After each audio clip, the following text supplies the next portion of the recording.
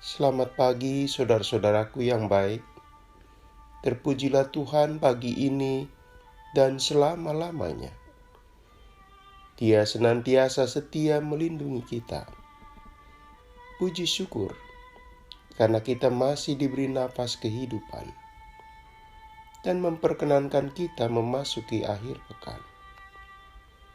Firman Tuhan yang kita renungkan, Yosua pasal 1 ayat 3.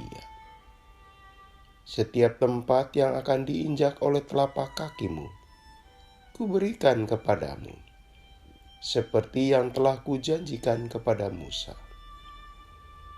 Saudaraku, seorang Indonesia baru saja melakukan perjalanan ke Israel.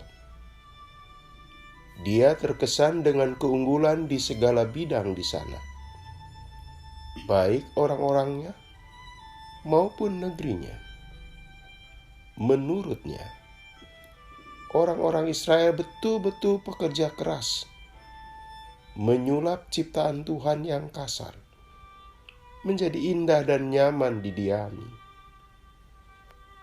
Dia pun tertegun melihat pemandangan kontras beda antara Yerusalem Timur dan Yerusalem Barat dilihat dari ketinggian. Yerusalem Timur gersang dan kerontang. Yerusalem Barat hijau dan asri. Mengapa?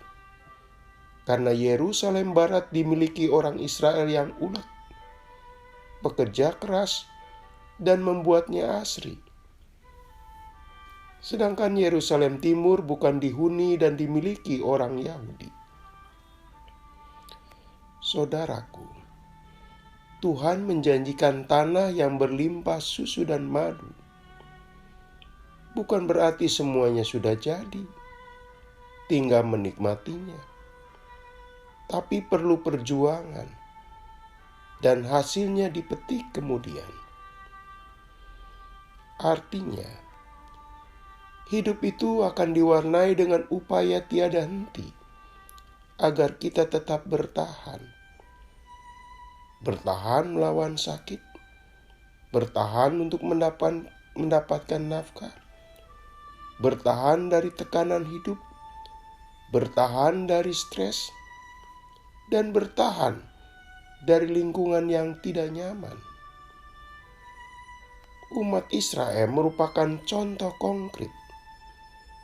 Selama 40 tahun, tanpa jeda berjuang terus di padang gurun, dengan cita-cita dan harapan bisa memasuki negeri yang penuh susu dan madu, negeri yang subur dan menjanjikan kemakmuran. Mereka sungguh-sungguh menempuh perjalanan yang tidak mudah. Ketika mereka akan menginjakkan kaki memasuki negeri baru itu, bukan berarti semuanya sudah serba jadi. Bukan, saudaraku. Mereka harus berhadapan dengan tantangan. Mereka harus berani berkeringat dan berjuang dengan gigih. Tanpa itu, mereka terpental keluar dari negeri yang dijanjikan itu. Mereka bisa terusir dari negeri yang diimpikan selama ini. Jadi, sekarang ini pun sama. Meski kita hidup dengan iman, kita hidup bersama kasih Tuhan, itu bukan berarti semuanya telah tersedia. Tetapi semuanya harus tetap diperjuangkan. Uang harus dicari, kesehatan mesti dijaga, karir membutuhkan kerja serius dan kecerdasan. Segala macam kebutuhan kita supaya terpenuhi harus diusahakan. Saudaraku, yang menjadi optimisme umat Israel dan kita ini, berani melangkah adalah janji Tuhan. Sekaligus juga kita berani kerja keras, disiplin, dan pantang menyerah. Janji ini yang menguatkan kita. Sebab dengan janji Tuhan inilah kita yakin perjuangan kita tidak sia-sia. Saat lelah, kehadiran Tuhan memberikan tenaga baru. Saat putus asa, Tuhan memberi harapan. Di saat terjepit, Tuhan memberi jalan yang tidak terduga. Janji Tuhan itu bukan sekedar pernyataan kosong. Bukan pula suatu harapan semu. Karena janji itu ditepati Tuhan. Tuhan tidak mengenal ingkar janji. Teks bacaan kita merupakan pernyataan Allah, yakni janji akan menyertai langkah Yosua dan umat Allah. Allah akan memberikan tanah yang mereka injak. Itu mengandung makna Tuhan akan melindungi mereka dari kekuatan apapun yang menghambat mereka.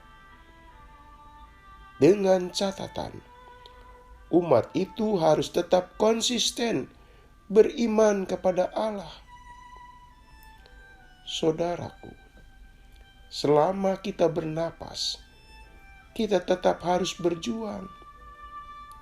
Ada memang saat rileks, ada momen kegembiraan, banyak kesempatan manis yang kita kecap dari karunia Tuhan dan usaha kita.